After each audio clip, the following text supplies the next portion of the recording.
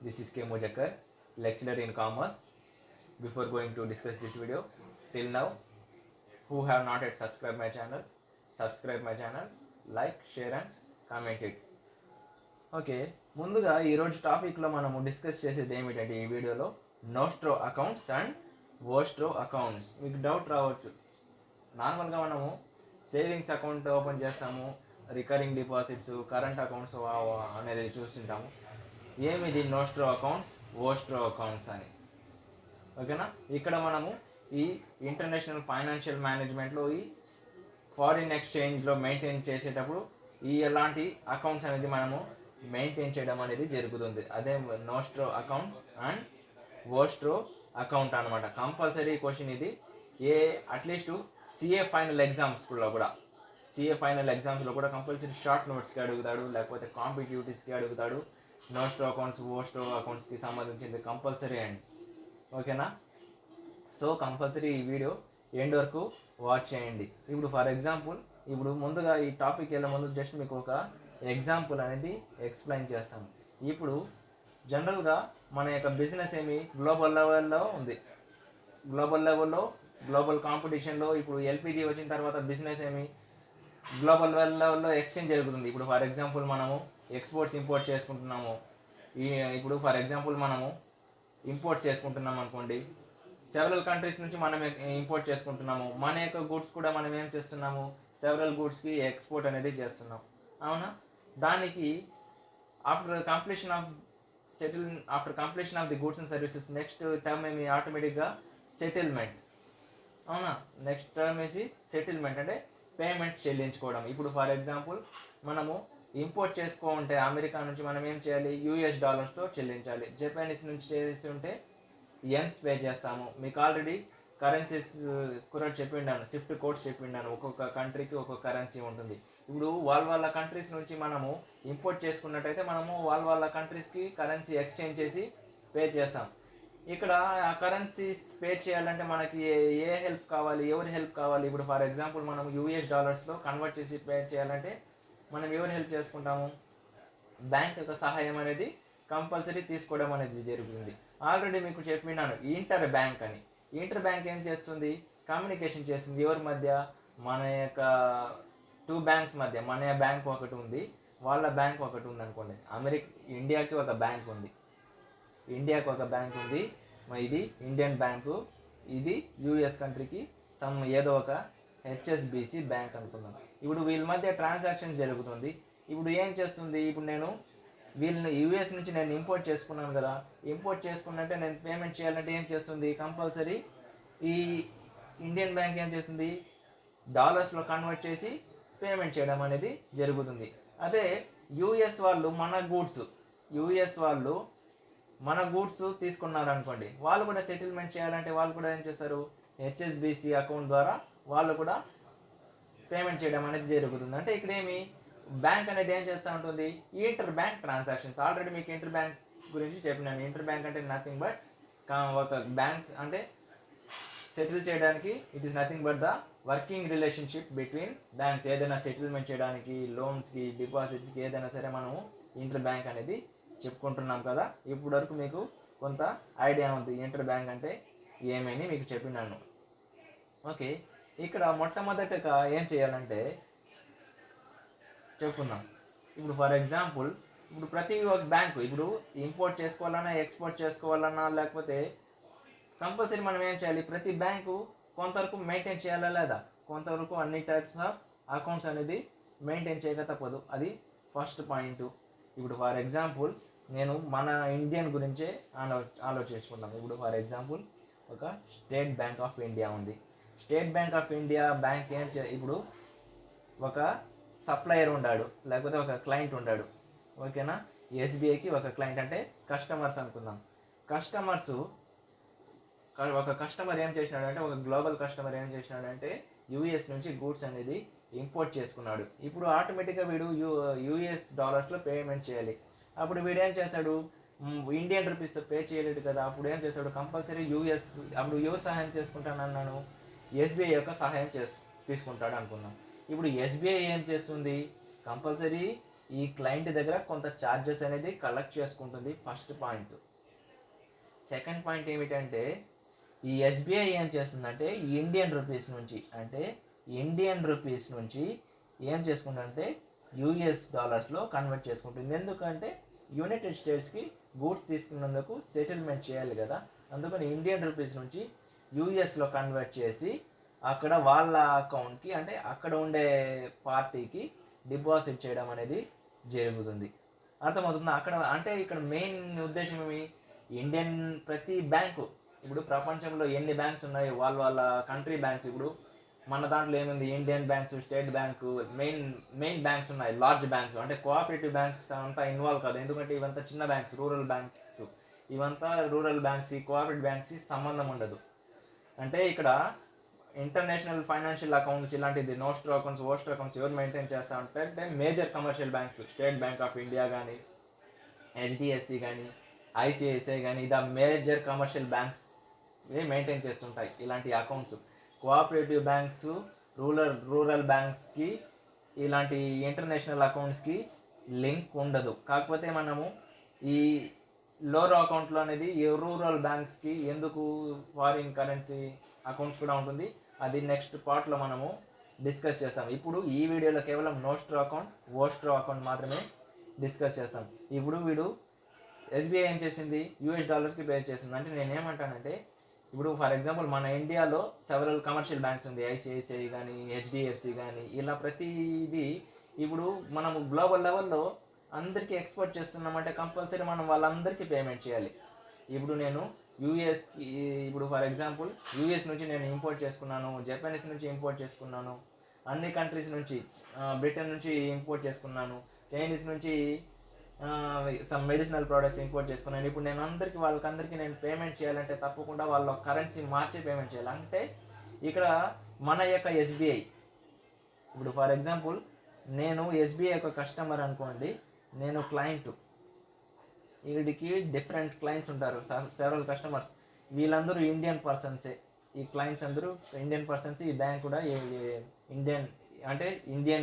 ఇండియన్కి సంబంధించిన బ్యాంకే. ఇప్పుడు నేను వీళ్ళందరికీ పేమెంట్ చేయాలంటే ఎస్బీఐ ఏం చేయాలి, అన్ని టైప్స్ ఆఫ్ కరెన్సీస్ మెయింటైన్ చేయాలా, లేదంటే అంటే ఫారిన్ కరెన్సీస్ మెయింటైన్ చేస్తూ ఉంది. ఇప్పుడు నేను యూఎస్కి పే చేయాలి, వీడు యూఎస్కి పే చేయాలంటే యూఎస్కి కన్వర్ట్ చేసి పే చేయాలి. వేరే ఒకడు చైనీస్ నుంచి తీసుకున్నాడంటే వాడికి యువాన్స్ నుంచి పే చేయాలి. ఇప్పుడు కువైట్ నుంచి వీడు తీసుకున్నాడంటే గూడ్స్, వీడు కువైట్ నుంచి దినార్ అని కన్వర్ట్ చేసి పే చేయాలి. అంటే ఇక్కడ ప్రతి బ్యాంక్ ఏం చేస్తూ ఉంది, అన్ని టైప్స్ ఆఫ్ ఫారిన్ కరెన్సీస్ అనేది మెయింటైన్ చేస్తూ ఉంది. First point. ఇప్పుడు అదే విధంగా యునైటెడ్ స్టేట్స్ కూడా మన ఇండియా నుంచి ఇంపోర్ట్ చేసుకుంటున్నారు కదా, ఓకేనా. అదేవిధంగా యునైటెడ్ స్టేట్స్ కూడా ఏం చేస్తుంది, జపానీస్ నుంచి గూడ్స్ తీసుకుంటుంది, చైనీస్ నుంచి తీసుకుంటుంది, బ్రిటన్స్ నుంచి తీసుకుంటుంది, అవునా. అలా ప్రతి కంట్రీ అన్ని కంట్రీస్కి లింక్ ఉంటాయి. అప్పుడు ప్రతి యొక్క కంట్రీలో ప్రతి ఒక్క మేజర్ బ్యాంక్స్ ఏం చేస్తుంది, కంపల్సరీ ఇలాంటిది ఫారిన్ కరెన్సీ అకౌంట్స్ మెయింటైన్ చేయాలా లేదా. ఎందుకు చెప్తున్నా అంటే ఈ ఎగ్జాంపుల్ చెప్తేనే మీకు కొంత అనేది అర్థమవుతుంది. ఇప్పుడు నేను టాపిక్కి వెళ్ళిపోదాం, అర్థమైందా. ఇప్పుడు ప్రతి మేజర్ కమర్షియల్ బ్యాంక్స్ ఏం చేస్తుందంటే అన్ని ఫారిన్ ట్రాన్సాక్షన్స్ అనేది మెయింటైన్ చేస్తుంది. ఇప్పుడు ఫర్ ఎగ్జాంపుల్ ఇప్పుడు nostro account is an account maintained by a bank in India with a bank abroad, that is SBI may maintain an account with Citibank New York or with HSBC in London or for dollars operations and euros operation respectively, while corresponding with Citi or HSBC. SBI would refer its account with former to as Nostro account, means our account with you. All foreign exchange transactions are routed through Nostro accounts. అంటే ఇక్కడ for example ఇప్పుడు ఈ యొక్క దీన్ని నేను ఒక explanation ఇస్తాను. ఇప్పుడు ఫర్ ఎగ్జాంపుల్ అవర్ మనీ, అంటే our money, nostro account means our money that is deposited at your bank. Our money that is deposited at your bank. Why we are depositing? Ante for example I'll give that explanation. Nostro account refers to the account that a domestic bank holds in a foreign currency in a foreign bank, frequently used to facilitate foreign exchange transactions, foreign exchange transactions. Example, if a domestic bank like Bank of India has a US dollars account with Citibank, then such account is called nostro account. అంటే ఇప్పుడు for example ఒక mark వేసి మీకు ఇంకా కొంత క్లారిటీగా explain చేస్తాను చూడండి. ఇప్పుడు ఫర్ ఎగ్జాంపుల్ హెచ్ఎస్బిసి బ్యాంక్ ఉంది. హెచ్ఎస్బిసి బ్యాంక్ ఏం చేస్తుందంటే మన యొక్క అకౌంట్ అనేది మెయింటైన్ చేస్తుందంటే ఇప్పుడు ఎస్బీఐ అకౌంట్ అనేది మెయింటైన్ చేస్తుంది. ఇప్పుడు నేను చెప్పినాను కదా, nostro account refers to that a domestic bank. అంటే వీళ్ళు హెచ్ఎస్బిసి ఏం చేస్తుందంటే మన యొక్క అకౌంట్స్ని, ఇప్పుడు ఫర్ ఎగ్జాంపుల్ మనం పేమెంట్ చేయాలి అనుకోండి, మనం పేమెంట్ చేయాలంటే హెచ్ఎస్బిసి ఏం చేస్తుందంటే మన యొక్క కంట్రీ కరెన్సీని వీళ్ళు మెయింటైన్ చేస్తుంటారు. ఇప్పుడు ఫర్ ఎగ్జాంపుల్ ఏదైనా పేమెంట్ చేయాలనుకోండి, ఏదైనా పేమెంట్ చేయాలంటే మన యొక్క అకౌంట్స్ అనేది వాళ్ళు మెయింటైన్ చేస్తుంటారు. అదే ఓస్ట్రో అకౌంట్ అంటే వాళ్ళ అకౌంట్స్ మనం మెయింటైన్ చేస్తుంటాం. అంటే ఇప్పుడు for example still another more example, ఇప్పుడు నేను యూఎస్కి పే చేయాలి యునైటెడ్ స్టేట్స్కి నేను పేమెంట్ చేయాలంటే నేనేం చేయాలి, కంపల్సరీ యూఎస్ డాలర్స్లో కన్వర్ట్ చేసుకోవాలి కదా, యూఎస్ డాలర్స్లో కన్వర్ట్ చేసుకోవాలి. అప్పుడు హెచ్ఎస్బిసి ఉంది. ఇప్పుడు నేను పేమెంట్ చేయాలంటే నా బ్యాంక్ ద్వారానే కదా నేను పేమెంట్ చేయగలను. నా బ్యాంక్ ద్వారా అంటే ఎస్బీఐ నుంచి నేను పేమెంట్ చేయగలను. అట్లాంటి సిచ్యువేషన్స్లో హెచ్ఎస్బిసి ఏం చేస్తుందంటే, ఒక ఫారిన్ బ్యాంక్ ఏం చేస్తుందంటే హెచ్ఎస్బిసి బ్యాంక్ ఏం చేస్తూ ఉంటుందంటే మన యొక్క అకౌంట్ అనేది మెయింటైన్ చేస్తూ ఉంటుంది. అంటే అవర్ మనీ, ఇప్పుడు ఎస్బీఐ అంటే అవర్ మనీ, ఇప్పుడు మన సైడ్ నుంచి మనం ఆలోచిస్తాం, మన ఇండియన్ సైడ్ నుంచి మనం ఆలోచిస్తాం. Hour money that is deposited at your bank. ఇప్పుడు హెచ్ఎస్బిసి అంటేది ఫారిన్ బ్యాంక్, ఎస్బీఐ అనేది మనకి ఇండియాకి సంబంధించిన బ్యాంక్. అంటే మనం ఏం చేస్తుంటాము, మన యొక్క డబ్బుల్ని వాళ్ళ దాంట్లో డిపాజిట్ చేస్తున్నాం. ఎందుకు, ఇప్పుడు నేను కన్వర్ట్ చేసి పే చేయాలంటే ఆటోమేటిక్గా యూఎస్ డాలర్స్లోనే పే చేయాలి, అవునా కదా. అందుకని నోస్ట్రో అకౌంట్ అనేది ఏం లేదు, డొమెస్టిక్ బ్యాంక్ ఏం హోల్డ్ చేసుకుంటుందంటే ఇన్ ఏ ఫారిన్ కరెన్సీ. ఇప్పుడు domestic bank like bank of India అనుకోండి, ఇంకో సరే ఎస్బీఐ కాదు, bank of India has a US dollar account with Citibank. అంటే ఇక్కడ మీకు ఎగ్జాంపుల్స్ అనేది ఇప్పుడు చూస్తాం. నోస్ట్రో అకౌంట్ అనేది account maintain by a bank in India with a, అంటే మన యొక్క అకౌంట్ వచ్చి స్టేట్ బ్యాంక్ ఆఫ్ ఇండియా వచ్చి వాళ్ళు మెయింటైన్ చేస్తుంటారు. ఇక్కడ చూడండి మీకు ఒక మార్క్ వేసి చూపిస్తాను. అంటే అవర్ అకౌంట్ విత్ యూ, అంటే all foreign exchange transactions rooted through transactions. ఇప్పుడు హెచ్ఎస్బిసి ఏం చేస్తుందంటే మన యొక్క ట్రాన్సాక్షన్స్ మెయింటైన్ చేస్తూ ఉంటుంది. హెచ్ఎస్బిసి బ్యాంకు మన యొక్క స్టేట్ బ్యాంక్ ట్రాన్సాక్షన్స్ వాళ్ళు మెయింటైన్ చేస్తూ ఉంటారు. అదే ఇక్కడ nostro account is an account maintain by a bank in India with a bank abroad. ఇక్కడ చూడండి మన యొక్క అకౌంట్స్ని అబ్రాడ్లో ఉండే హెచ్ఎస్బిసి బ్యాంకు మెయింటైన్ చేస్తూ ఉంటుంది. ఓకేనా? ఓకే, మీకు ఓస్ట్రో అకౌంట్ చెప్తే ఇంకా కొంత క్లారిటీగా అర్థమైపోతుంది. ఇక్కడ ఓస్ట్రో account means nothing but A foreign bank may open ₹1 account with an Indian bank. ఇక్కడ నేను చెప్పినాను కదా, ఇప్పుడు ఏం చేస్తున్నారు, నోస్ట్రో అకౌంట్లో మన state bank of India account ఎవరు మెయింటైన్ చేస్తున్నారు, హెచ్ఎస్బిసి బ్యాంకు మెయింటైన్ చేస్తూ ఉంది. ఎందుకు, ఇప్పుడు పేమెంట్ చేయాలంటే ఫారిన్ ఎక్స్చేంజ్ ట్రాన్సాక్షన్స్ మెయింటైన్ చేయాలంటే కంపల్సరీ కన్వర్ట్ చేసుకోవాలి.